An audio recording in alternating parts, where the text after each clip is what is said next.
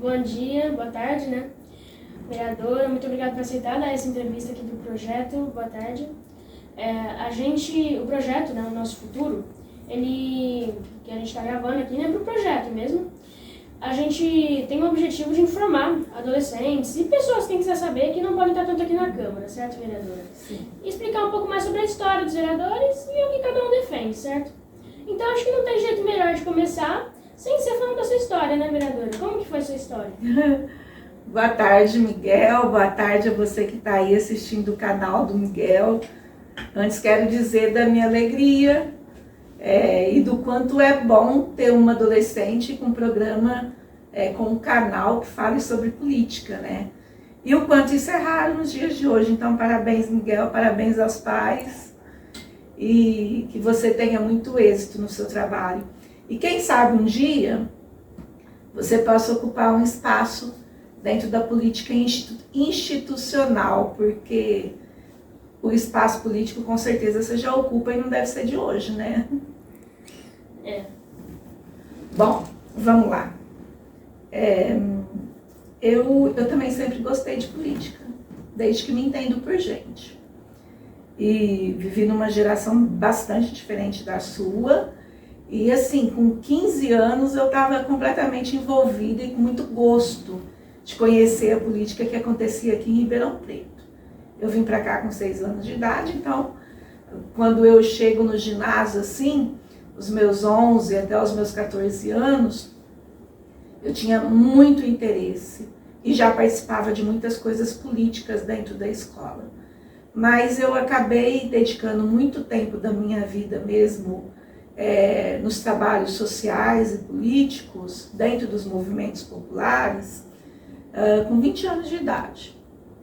E a área dos direitos humanos, dos direitos das mulheres, de criança e adolescente, sempre foi um foco assim, bastante importante na minha vida. Mas não foi exatamente a escola que me ensinou isso, ou seja, a educação formal.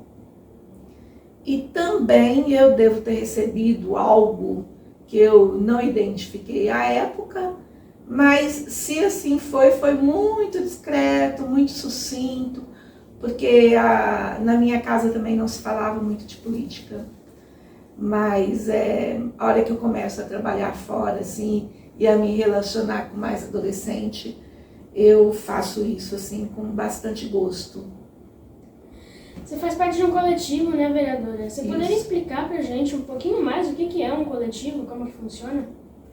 Miguel, quem vem dos movimentos populares, das comunidades eclesiais de base, e que começa a atuar dentro dos espaços políticos, assim, desde muito cedo, aprende muito a trabalhar em grupo, tá? Isso não é tarefa fácil de forma alguma, mas dentro dos movimentos ou qualquer espaço que a gente esteja, é o grupo, é a coletividade que realiza trabalhos e que pode transformar alguma realidade. Então foi a partir disso que eu entrei dentro do Conselho Tutelar institucionalmente, o primeiro espaço político que eu participo enquanto sujeito, enquanto protagonista, enquanto um agente político, e ele se dava em toda a sua essência de forma coletiva. Era um grupo de 5 pessoas com tarefas diferentes que tinham o mesmo objetivo, ou seja, atuar e defender os direitos de criança e adolescente, dentro de um trabalho político, porque é do município. Então eu inicio a minha vida ocupando espaço político dessa forma, e aí eu trago isso para a vida. Logo depois eu vou dar aula em escola pública municipal, e aí a gente começa, de certa forma, você vai perceber isso na sua vida também, a gente começa a levar para a nossa vida pessoal todas aquelas experiências que a gente vai adquirindo ao longo do tempo com todas as pessoas que passam por nós, né? E daí a política partidária eu estou nela desde 1986, olha quanto tempo tem isso, dentro do Partido dos Trabalhadores, tá? Então, assim, de uma forma muito ativa, muito participativa, e dentro de um partido que tinha um projeto que culminava com aquilo que eu acreditava enquanto projeto de igualdade social, de enfrentamento às desigualdades e principalmente na questão dos direitos humanos sociais, né? Junto com a educação, obviamente. Então, eu, nessas lutas todas, em 2020, um grupo de mulheres que estavam, assim, bastante raivosas com o sistema político da cidade de Ribeirão Preto, porque à época a gente estava saindo de uma eleição sindical, éramos todas servidoras públicas municipal e a Câmara passava por um momento bastante delicado, onde principalmente projetos voltados à educação e aos servidores públicos, via de regra, não eram aprovados aqui, ou quando eram aprovados, eram projetos que não contemplavam as necessidades, os direitos, as demandas que vinha dessa categoria. Então a gente começou a discutir ali a possibilidade de vir para a Câmara, de ocupar esse espaço. A gente sempre soube que isso nunca foi fácil, né? Tanto é que a gente conhece pessoas que se candidatam muitas e muitas vezes e quase sempre não consegue chegar até aqui. Então, assim, é preciso ter um grupo muito forte, é preciso ter muita determinação, vontade, compromisso político, é preciso também ter muita grana, via de regra, né? Sem essas coisas é muito difícil alguém chegar a ter um mandato político institucional, seja ele qual for. Claro que à medida que a gente vai aumentando os degraus aí do poder, esses espaços vão sendo mais dificultados, né? Com certeza é dessa forma que acontece. Mas a gente tinha um grupo de apoio legal, sempre teve um trabalho de décadas e décadas, dinheiro nenhum, apoio político partidário também muito pouco. O que nos coube naquele momento? Vamos criar novas formas de ocupar o espaço político?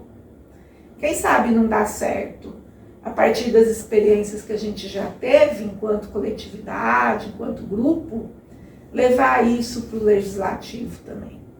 E aí a gente começou a conversar e a amadurecer essas ideias todas. E a princípio a gente pensou num grupo de mulheres, tá? Só de mulheres. É extremamente difícil fazer isso. Aquelas que estão interessadas, que têm disponibilidade, que têm muita vontade, elas optaram pelo caminho convencional, ou seja, esse em que uma pessoa se candidata e aí a gente tem um modelo de poder institucional completamente diferente. E as outras que tinham até mais possibilidade de adesão a um projeto desse tinham muito medo, muita insegurança, porque é muito difícil ainda para as mulheres participar do espaço político. É um espaço muito violento, inóspito, é preciso que haja uma rede de apoio, não só do mandato, mas das próprias mulheres e jovens e negros e negras e LGBTQIAP+, enfim, de indígenas, né? Tem que ter uma rede aí de apoio, de sustentação bastante grande. Claro que o mandato coletivo também implica nisso, né? Aliás, o seu modelo em si já traz isso. Mas a gente fez esse movimento todo, enfrentamos aí uma eleição em pleno ano de pandemia, ninguém sabia fazer campanha online, somente a eleição que era em outubro, foi quase lá para o fim do ano, em novembro, e cheio de dificuldades. Ninguém sabia fazer campanha dentro daqueles modelos. E a gente fez e nós fomos exitosos nesse projeto, né? Trabalhamos os 4 anos e fomos reeleitos no ano passado, 6 de outubro do ano passado. Aqui estamos. E agora vamos ver o que o Miguel tem a me perguntar aí da parte política, né? Vereadora, você tem algum projeto de lei ou alguma ideia que você pretende mostrar ali na Câmara, ou algum projeto que já foi aprovado e talvez tenha se tornado uma lei, que de alguns dos assuntos que você citou aí, ou de qualquer outro, você tem um projeto assim? Todas as áreas. Nossa plataforma de campanha em 2020 era questão das mulheres, questão étnico-racial, servidores públicos e educação, meio ambiente, criança e adolescente e moradia, tá? Porque tem algumas coisas na nossa cidade assim que são cruciais e que, além de ter perdido muito através dos retrocessos políticos e jurídicos que existem, tem coisa que demora demais para acontecer, especialmente aqui em Ribeirão Preto. Então, nós temos projetos em todas essas áreas. No período da pandemia, a gente atuou fortemente na educação, na questão das pessoas que moravam em comunidades, em favelas, para que elas pudessem ter o seu direito mínimo, básico, garantido naquele período de tanta dificuldade, uma vez que naquela época acontecia muita retirada, né, das famílias dos lugares que estavam ocupando. Então, ia a polícia, ia a justiça, tiravam muitas famílias, crianças, idosos, todo mundo do espaço brutalmente. Então, a gente tem projetos que favoreceu esse período na pandemia na área social muito forte. Nós temos o projeto da moradia, que vai viabilizar a construção de cerca de 150 apartamentos em Ribeirão. É um projeto de autogestão. O que significa isso? Não é construtoras que vão construir, ganhar uma fortuna sobre isso e fazer com que as pessoas paguem isso o resto da vida. Não, não é isso. As pessoas se organizaram, o projeto foi realizado coletivamente, as pessoas participam do processo e vão construir com uma equipe técnica os apartamentos que vão residir, onde vão morar. E mais que isso, o foco principal do projeto, isso é para a faixa de 0 até 1 renda familiar. Quem está cadastrado no CAD único tem muitos benefícios e direitos garantidos.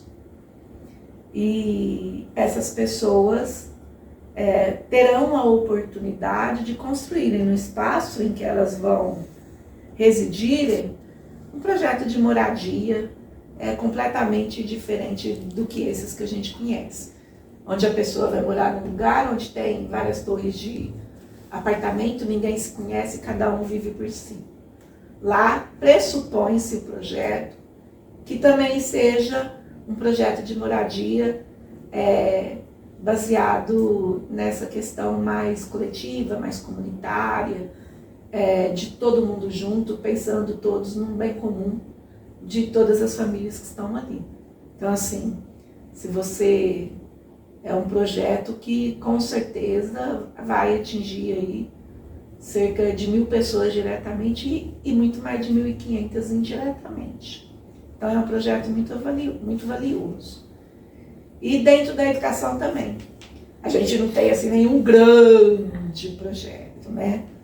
Mas a gente tem vários projetos que garantiram a transparência em relação a informações, a dados, a estatísticas referente ao projeto político-pedagógico, ao Conselho de Escola, Conselho Municipal de Educação, os outros conselhos municipais como um espaço de participação popular, como um espaço democrático mesmo, sabe? E na política tem muito disso. Existem muitas iniciativas e existe um movimento que alguns mandatos têm, que é de organização, de mobilização, de articulação de grupos. Porque o fator principal da política, da vida pública, é a questão do bem comum. Então, assim, você, a partir da escuta, da articulação, da mobilização dos grupos, as demandas chegam, certo? Então, mais importante, às vezes, do que até aprovar essa demanda, é você fazer um trabalho que visa essa democracia, essa participação, e principalmente que as pessoas, que cada cidadã aprenda desde muito cedo, desde o tempo em que você aprendeu, supostamente, que não existe nenhum ser iluminado na face da Terra, não. E que a política ela é feita de humanos e todo mundo é corresponsável pela política que acontece. Onde a gente mora, na cidade, no estado, no país, no mundo, em qualquer instância.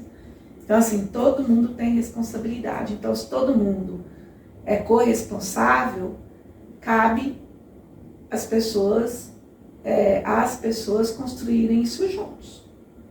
Entende? Ainda que, em determinados momentos, alguém vai ter essa tarefa legal, jurídica, através de um mandato. Mas isso sempre inclui muita gente, muitas pessoas. Muito legal, bastante projeto bem interessante. E agora uma pergunta que eu pretendo fazer para todo vereador que eu entrevistar, né? Porque como que a minha geração, essa geração de adolescentes que está chegando ali, até um pouquinho mais novo, mais velho, vai encontrar a cidade de Ribeirão? Como que ela vai estar? Mais segura, mais... Eu espero que você encontre na sua fase adulta uma cidade mais humana, mais acolhedora, uma cidade mais respeitosa com as pessoas que aqui residem. Especialmente, sobretudo, as pessoas que têm menos acesso aos direitos sociais. A educação, a cultura, o lazer, o emprego, a moradia digna. Porque nós já deveríamos viver isso. Todo ser humano, todo cidadão e cidadã. Infelizmente, isso não acontece. Por inúmeros motivos e desde antes da invasão do nosso país. Desde antes da colonização do nosso país. Então, assim, eu espero também que vocês possam viver numa cidade com maior segurança, mas não segurança de país, de polícia.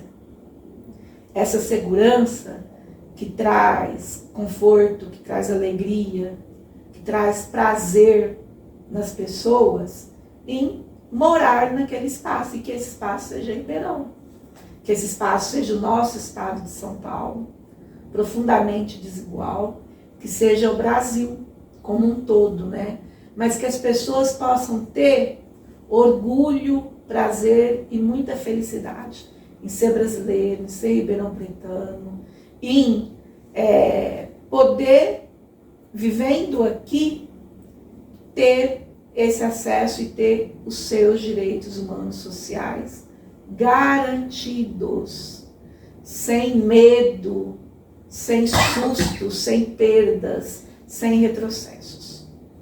É isso que eu espero para Ribeirão, é isso que eu espero para o mundo, e eu espero de verdade. E eu vou gastar a minha vida com isso, embora eu saiba que os meus braços são bem curtos e que pouquíssima coisa depende só de mim, tá?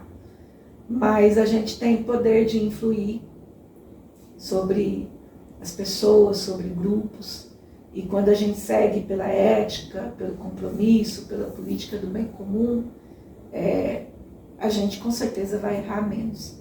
Eu espero que o ser humano, na sua fase adulta, esteja melhor, mais avançado, mais evoluído, mais humano que hoje. Muito legal, muito bom, vereadora. Muito obrigada por ter aceitado dar essa entrevista aqui para o canal. É uma entrevista um pouco mais curtinha, não é nada muito longo, mas muito obrigado mesmo por ter aceitado. É muito importante que os vereadores aceitem, tanto para a população saber das ideias, tanto para a gente saber quem eleger, né? É muito importante a gente saber quem que segue ali o que a gente quer para a nossa cidade. Muito obrigada, vereadora, e é isso. Miguel, antes quero te dizer uma coisa. É muito complexo e tem várias facetas do trabalho de um mandato político. É importante que você conheça essas outras partes e queria agradecer a oportunidade que você dá a gente, ao coletivo. O coletivo ele é formado por 5 pessoas. O Danilo, mostra ali o Danilo. O Danilo é um professor que faz parte do coletivo também. E aí a gente tem a Adri, a Silvia, o Paulo Honório e várias outras pessoas que atuam e que ajudam a gente a pensar a política de Ribeirão Preto, tá? Então eu espero que você e que todos os adolescentes, crianças e pessoas que ouvirem, que assistirem ao teu programa, tenham esse mesmo ímpeto, essa mesma vontade, que tenham, sobretudo, muita curiosidade de conhecer, de saber mais e principalmente de participar da política. Então é o Coletivo Popular que agradece essa oportunidade. Parabéns aí para você, parabéns aos seus pais também.